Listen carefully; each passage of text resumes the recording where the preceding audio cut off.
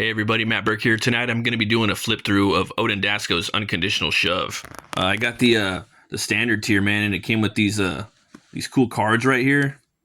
Really awesome. The back's got the Broken Compass logo. I really like that logo.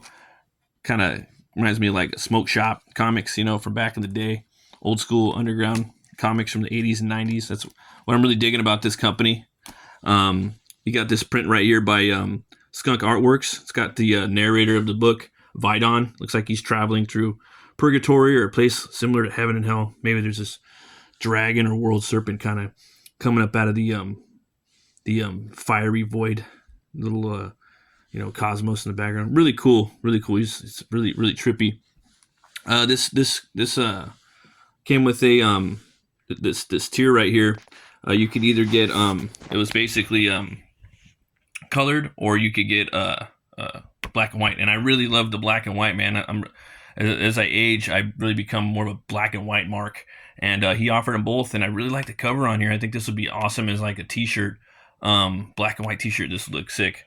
And yeah, you get into the story, and basically you have Vidon, and he's like the narrator setting it up. There's two stories in here, and this book's pretty thick. It's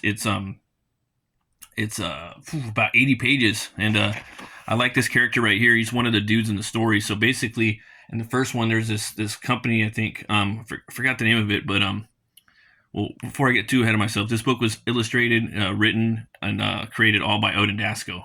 Yeah, that's a cool logo too right there. I think it serves this story pretty good. But yeah, so there's this company that does tests on these teenagers, and they have these dreams, and in their dreams they manifest. They have these nightmares, and these nightmares have usually monsters that kind of come forth into our reality.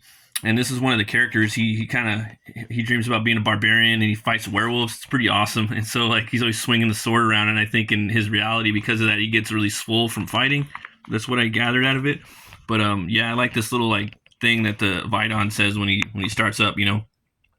He says, "Come with me and see what I see, the terrible worlds that lie between, the realm observed and the realm unseen, where dark things live while you dream. Join me, Vidon the Beholder, as I drag your mind through the shadows and corners where you see, like me, those things you don't want to believe."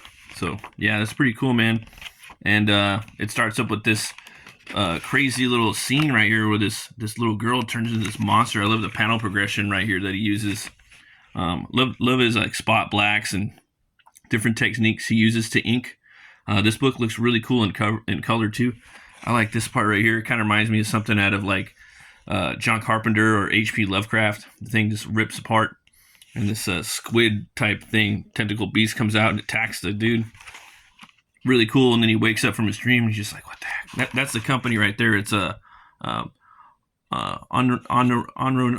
Wonderotics. Pardon my French, it's hard for me to pronounce it, but yeah, that's the name of the company.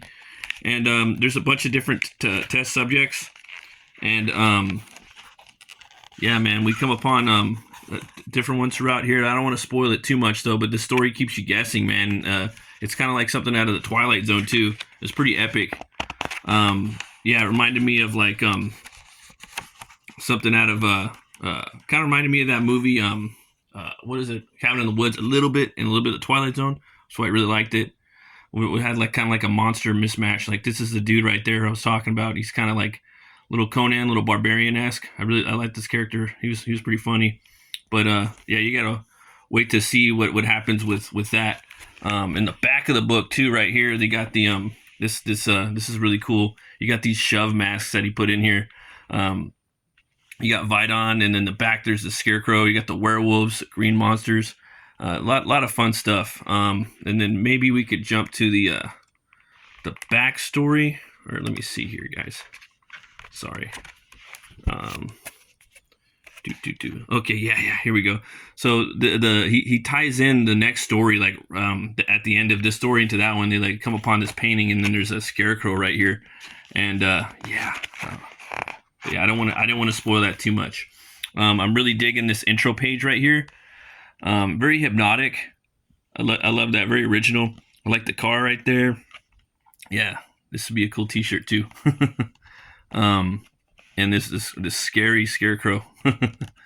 Yeah, man, I really like the way Really like what he did with this shot right here. You know, where he just kind of sets everything up, sets the mood for it. Yeah. And you find out these two the couple right here, they're their car broke down, and you don't know really you really don't know like if they're good like what their intentions are. You know that they're bad, and something happens with the scarecrow. Yeah, really cool visuals right there. And they asked to stay at this guy's house, you know, see if he can fix their car, and they end up staying with them, you know, and it kind of makes sense to me too, because like they would stay probably because they you know, they're basically they're evil, you know, so they're not afraid to like if he's gonna do something, they'll probably like take him out, you know what I mean? So, but I like that when the scarecrow comes to life in here, his words, his spoken words come to life. The lettering is part of the artwork, you know, like right here. You know, tomorrow we will once again destroy the what is it? Inquisits of the trans. Sorry, the lighting's fucked up. Iniquities of the transgressors, you know, and then he just like, yes, my friend, the time is nearly at hand. Soon we feed. So it's pretty crazy. Cool scarecrow. Really cool design. I like this right here. The moon is rising. It is nearly time to feed. I like the way he just, that whole progression right there. He just snaps off the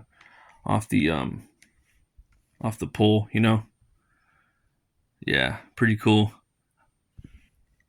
This right here, the sweet taste of retribution. Yeah, really digging it. So, but yeah, I don't want to spoil too much more. I just kind of want to do a little flip through and show you guys what was cracking with it. It was a nice solid read, you know. Really cool. This is going to be like an ongoing thing too. It's going to be kind of like Tales from the Crypt a little bit, where he has or EC, or you know, where he has or Eerie, basically those types of really cool books. Where they used to be the standard back in the day for like the best style of like comic book storytelling. And yeah, Odin's going to bring in, I think, new artists, maybe new writers for different stories. And yeah, I'm really excited for that. And with him being part of Broken Compass Comics, he's also they got a new book that's coming out. It's Magnificent Bastards Part 2, and that's coming out at the end of the month. So you guys sign up right now, and you can also, if you sign up, you can actually get a digital copy of the first issue for free. And I actually did one of the variant covers for the book. This is it right here. Me and James, the Broken Compass lead editor and writer, you know, we kind of did a jam piece together. This was really fun to do, and we came up with some really good concepts, and I got to draw a lot of fun Monty characters in the back. Really had fun, different alternate takes with him. And yeah, man, there's a lot of different nods to different people in Broken Compass, like Skunk and Odin's in there too. And then you got James Rock right there, Rock TV. But yeah, guys, I was at the beer store today, and I came upon this speedboat, and it made me think about Unconditional Shove, like just something weird, like Twilight Zone-y, like, you know, this couple, like this speedboating through, but Salt and Lime Blondale. I'll go ahead and take a crack at it, but yeah, it was a fun piece to do. I love this art though, man. Killer. Odin's art would just look so good on a t-shirt, and there actually is a really cool t-shirt now that I remember it on the campaign right now too, so you guys can pick that up. All right, this will probably go good with some tacos.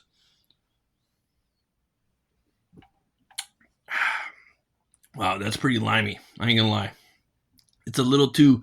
It is kind of salty and limey. I'd say I give that probably one horn up, to be honest with you. I kind of like the darker stuff, but hey, you know, it is what it is. You got to switch it up.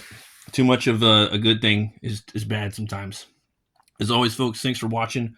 Always remember to be bold, be brave. Sign up for all the cool Broken Compass books coming out. And roll the bones to know your role. I'll see you guys later.